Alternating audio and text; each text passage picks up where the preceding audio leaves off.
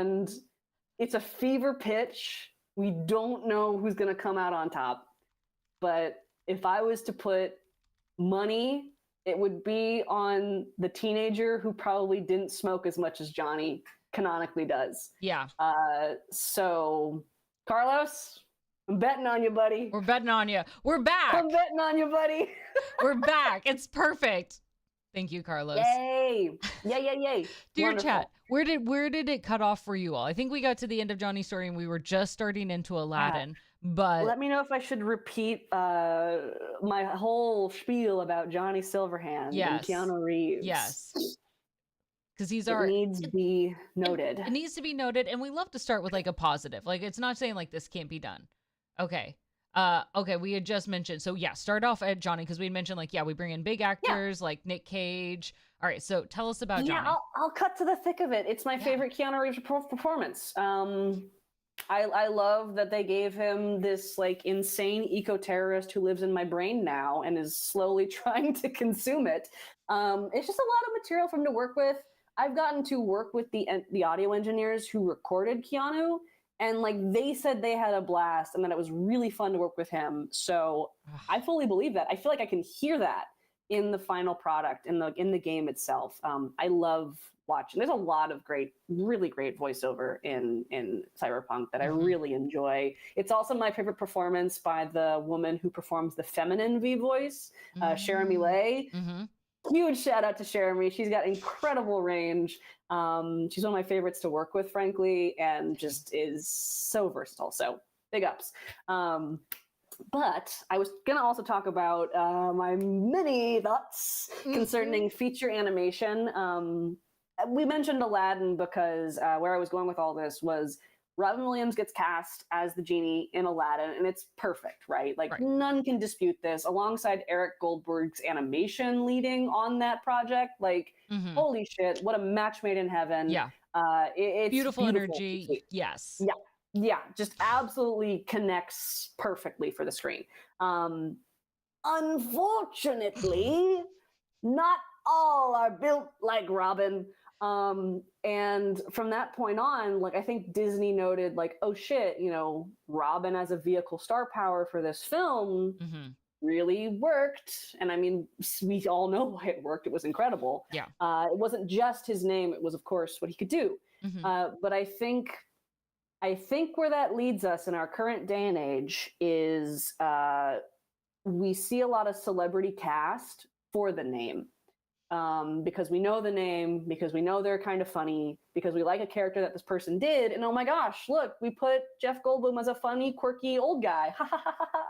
Like they're kind of, I don't know, if I'm being a bit harsh, it's kind of like shoe-in casting, right? Where it's like, oh, we've seen this person do this role before, they're a big name with that A-lister spot, like, we'll put them in, they'll put butts in seats, like, people like this person, so it'll work. It's not even a cameo, but it's the same character that they played elsewhere with a different name. Yes. And I can't necessarily say that like the model is bad, because the model it is effective in a lot of its, marketing for a lot of its marketing purposes, sure. Yeah. But of course, as a voice director, as someone who thinks about performance, who wants to hear, the person who's embodying this character's voice, like, really just go for it.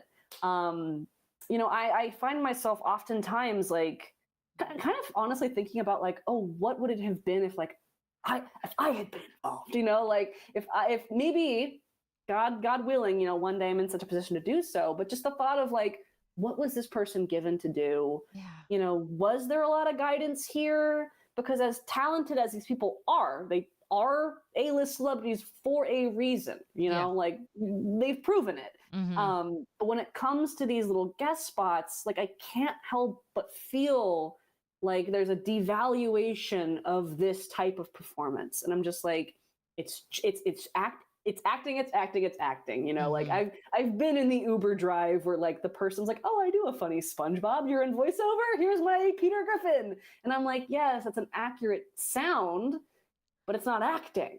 Like you're not acting in this role. It's acting. Yes. You're not adding to it, right? It's mimicry is nice, but mimicry is not telling a story. It's not adding and it's not depth. going to facilitate the connections that I think this does. So yeah, I really wish that I hear a lack of care is my personal like judgment upon these performances where I'm like, oh, if you had gotten, hear me out, a voice actor to do this, like you would have seen the immediate fruits of that result, where it's a person who, you know, respects what's going on here. Of course, I'm not going to say that celebrities hate voiceover. They don't hate voiceover. They take these jobs. Like, there's care here, of course. Well, you mentioned like there's some that do it well, right? Yes. Oh, I mean, like, oh gosh, there was somebody who came to mind. I mean, Robin, of course, but I might need to think about it a little bit. But there's plenty that nail it. So, you know, I'm not going to paint this huge brush and say it's all bad. No, there's plenty that's great here. Like Lupita Nyong'o in The Wild Robot, like hearing her talk about. Listen, I haven't seen that yet, but I know it's going to make me cry. I know. But that's because, right, she's not her. Yeah, well, she's amazing. What she says about her role in that film is she's like, it was so wonderful to like work with the animators, because she would talk about how like, I'm not the star of this. Like it's the animators who are performing these, you know, characters because they're animating. They're, you know, my background actually isn't like studying animation. I wanted to be a storyboard artist and an animator, and I'm still working towards that goal. Yeah. But you know, I love animation and love it. It's my favorite art medium, I think. And just her acknowledgement of like, no, I'm assisting the actual performers who are the animators. Like that's such an important thing. And I really, really loved hearing that from her. But you know, when it comes to like, again, it's like, I don't know, Steve Carell does a cool voice for Gru. I feel like a lot of people could have also done that voice for Gru. I don't know, like, I haven't paid close attention to Despicable Me. Don't come at me. Oh, we won't come at you. Don't worry. If you're a big Minion head, you know, prove me wrong. But I don't know. It's just like, I really wish it wasn't just about getting a name, that it was about finding that right fit for the performance. I think a right fit for the performance, another, for example, is like Will Ferrell and Megamind. I keep going for DreamWorks. I don't know why I'm going for like DreamWorks Somebody right now. there, yeah. But shout out to my buddies at DreamWorks. But like, I don't know. It's just. I guess it comes to mind. Antonio Banderas, another incredible casting. I love him as Puss in Boots. That's so perfect. Yes. I could spend all day on this. Yes. I could spend all day here naming my like yes.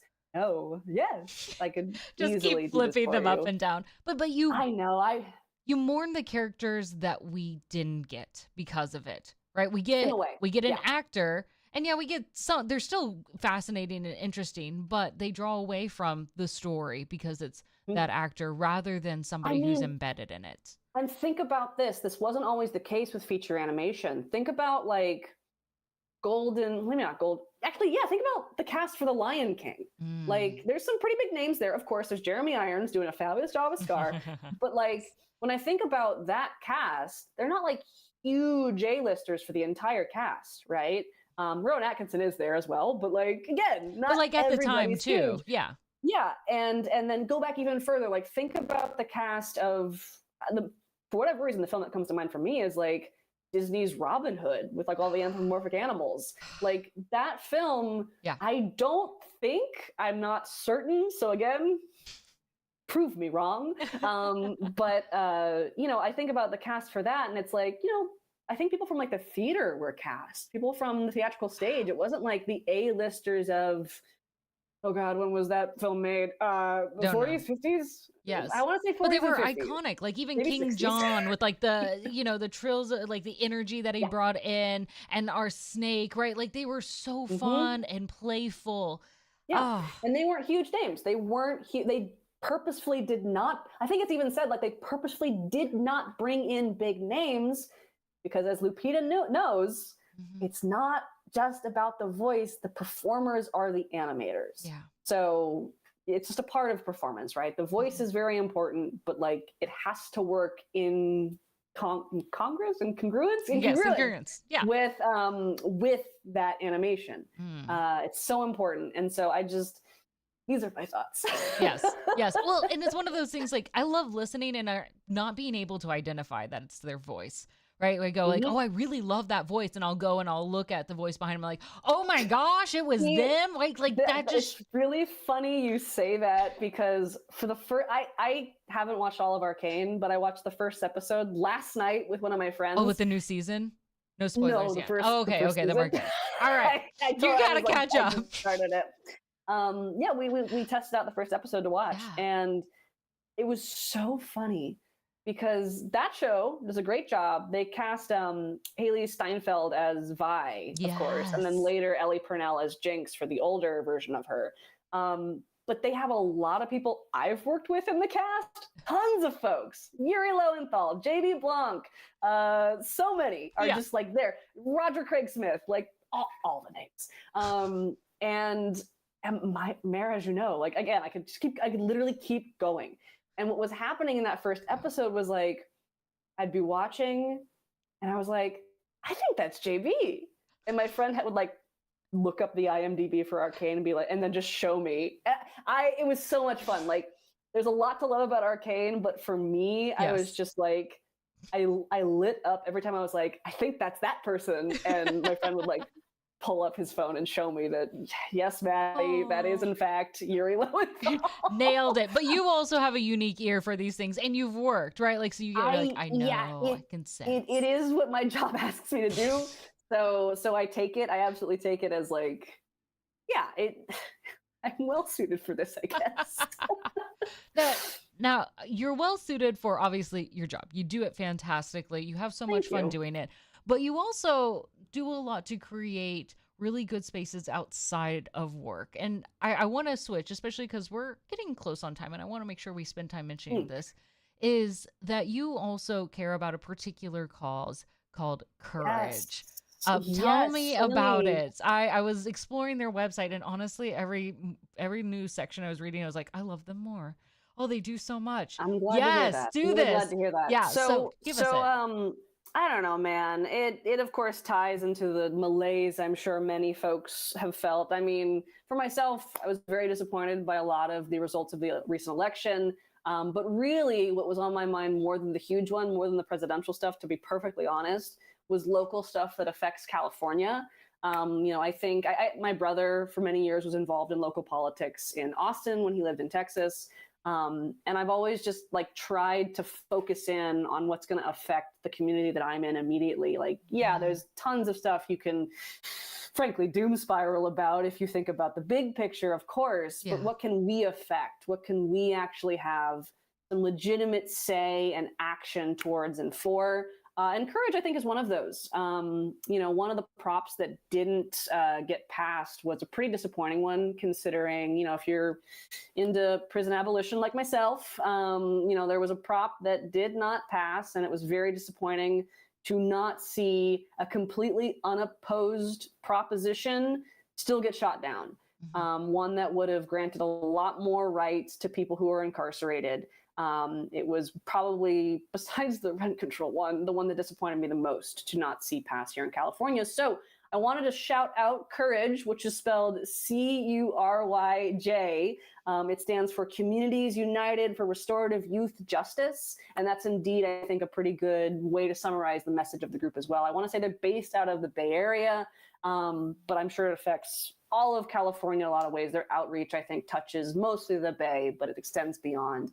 And they just try to be a youth resource, what I mean to say here, to try to help kids who found themselves, juvenile delinquents, whatever you want to say, give them a better lease on life, get them out of whatever cycle or situation that they've found themselves in, and bring them in the community, bring them into a place where there's resources for them, where they can get a new lease on whatever it is they need for their life. And hopefully, keep them out of a place where they have their rights stripped from them and they're used essentially as modern form slave labor, which is very disappointing. So, to say the least. But that's why I encourage, if you guys are, interested in exploring this topic or even maybe donating to a cause like Courage, I cannot endorse them enough. I think that, again, in a time like this where we're faced by a lot that seems overwhelming and disparaging, reaching and looking for resources like this is some of the best stuff we can do. look to your local government, look to your local resources, and try to improve them, try to help them, however it is that you can, whether it's through donating, volunteering, or just being aware that they exist. That's certainly something that I think we can all do. So courage, they're great. I love that because I mean, all up into this in this discussion, we've been talking about the worlds that we create digitally and right, our responsibility that we have with them and the fun and the joy that we get to create in these digital worlds. Why don't we take similar action in our real world to make sure others, not just ourselves, can also experience, right, the joy, the fun of living in this world, to have a community that supports them, to be able to do and engage in a way that is healthy and empowering for them. It's such an important act. If I may, I'm going to read directly from their website here because I think it's really great in terms of their mission statement. By 2030, we aim to end youth incarceration in California. Every young person is sacred. Every young person is a gift, but too many are silenced and disempowered by the impacts of the criminal, immigration, foster care, police, and education systems.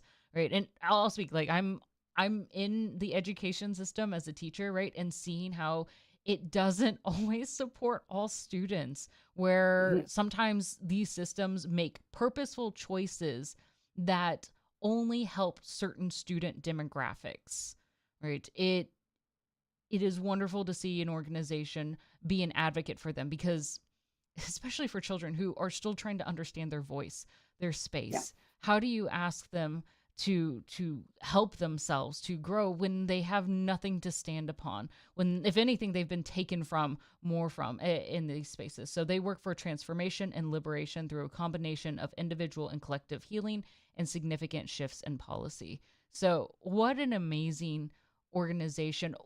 Why did you choose to call out courage, right? As you mentioned, there's a lot of these topics that are near and dear to your heart, which I adore, right? And we need to find moments and anchors that we can latch onto that allow us to be enactors of good change, not just to see good change, but to be supporters of it, to help this world become better. Why was courage that one that caught your eye? I would say it's twofold, and you've already spoken to one of the points, really. The first is, again, that, I filled out my election ballot and all. I did my research on all the propositions that were going to be on the that were on the ballot, I should say, here in California, and was just really disappointed by some of the results. There were some good victories. There were some good. I mean, I think schools got more funding here, as well as there were some environmental protections that got passed. So I'm not going to say like the clouds are pulling in. No, not everything bad. But that specific proposition, again, with like zero opposition on the side of like, should we vote no for this? Should we vote yes? There were no voices in opposition for, again, modern slavery practices with the prison system. And it did not get passed. It was protective. It was meant to give, essentially, I think, I would have to look up the actual bill to give you the exact wording of it. I want to say it was Proposition 6 for 2014, but I might be wrong there. I might be off. But either way, it was on the ballot and it did not go through. Rights were not granted to these people. And I was just incredibly disheartened by that. I mean, how could you look at that and read it and think about it any other way other than we should undo this? And so with that result, I took to just looking for organizations that could help, that could be a resource for, and especially for children, for youth who might fall into that and stay there, right? This is meant to pull people out. This is meant to help people. So I think it's pretty invaluable in this time in my state. And additionally, these people's lives matter. When we're creating, I can tie this into voiceover in a strange way, but I don't mean to diminish anything, but here's what I think. When I'm helping an actor find their character, when we're in these insane, fantasy, science fiction worlds, I want to convince them that their performances are important, even if it's, again, like a one-line role or whatever. I feel it's part of my job to convince them that, like, there's always meaning here. There's always something we can find. There's always something we can explore with these lines. The writers have provided us with this gift. Like, let's honor it. Let's spend time with this character and find who they really are. Even if it's for a moment, even if it's for a dialogue if it's for dialogue, you can skip over in the game. Like, I want to make sure it's important for my actor, for the crew. And I think that that's what that speaks to, and what I hope that an organization like Courage, does and showcases, is that every choice matters. Like, even the small ones, even the little ones, even in situations where you would think like, oh, this person did something wrong, and so we can overlook them, we can deny their existence in a way. No, everything is sacred. Everything has meaning, everything matters. So to those who are vulnerable, to those who are in a position where to extend a hand and to help would potentially mean the world of difference, well, that choice certainly matters. So I think that that's why Courage really speaks to me. I love that. And I think you highlight the importance of these are decisions that are not just one off, but there's some things where people say like, well, these are just political discussions. We shouldn't have them, right? On especially spaces like this. But everything's political. It is. That's my mindset. Well, in these conversations, they're about our moral fabric. Right. And that's why I love that you tie this into even what you do in your job, because it's more than just even what you do in your job. It's who you are as a person and how you view your role and responsibility and love that you have for those around you. Right. When you look at that and you say to a fake character, like an NPC that has a single line, and we say your line matters, how do we not say the same thing to our neighbor? How do we not say people? Yes. They're real people, and say you matter? And it's such an important conversation to have. I agree. Thank you. Thank you for bringing this to the forefront. And it's important for us to remind ourselves that as we support and we talk about loving about the arts and the games that we love, the stories that we take in, and we should take those in, support them, love them, right? By putting this in, it helps us inspire and explore what our worlds could be, what our characters could be, how we could continue to challenge ourselves and become better in humanity, or see what it looks like if we enter in a world of despair, right? Stories allow us to explore all sorts of elements, and it's important that we have it, but then it also means that we have to make sure that we take those lessons that we learn from the arts and we bring them into real life, that we use them to influence our behaviors, our actions, and organizations like Courage help us make sure that what we do isn't alone. Absolutely. You have been a wonderful guest. I have adored all of our minutes and patience that you've given as we've been off and on. You're my off and on guest in this moment. We're hot and cold. I appreciate it. You've been such a delight. If people want to continue to stay updated on what you're working on, how to support you, where can they find you? Where can they continue to follow you in your career and all the cool things that you do, or perhaps even find more bird facts, right? Check out your local museums, folks. Natural history museums, wherever you can find them. Go to them. I mean, oh boy, it's kind of an interesting question to answer. The simple answer is I have a handle on Twitter. I have a handle now on Blue Sky because I'm trying to move off of Twitter, but you can find me in both places at Powerful Mad. That's powerful spelled how you expect, mad with just one D, even though I have two in my name. But either way, you'll find me there, and I have a brief little bio that just says like, I'm a voiceover director, so hopefully that's easy enough to pin down. But I don't know, bird facts, other things I got going on. Again, all my best work is under NDA currently. But I mean, to shout out some of the fabulous projects I have been a part of, I've mentioned Starfield, did some stuff on Fallout 76 when they were adding in their voice stuff to that game, which was awesome. Deathloop, of course, we've already talked about. One of the biggest highlights of my career was definitely Sony Santa Monica's God of War, Ragnarok. That was incredible.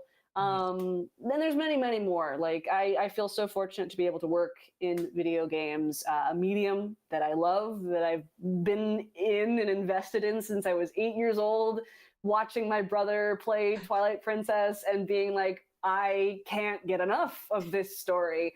And ever since then, finding myself in this position to be able to have an influence over what those games sound like and become in my own little way.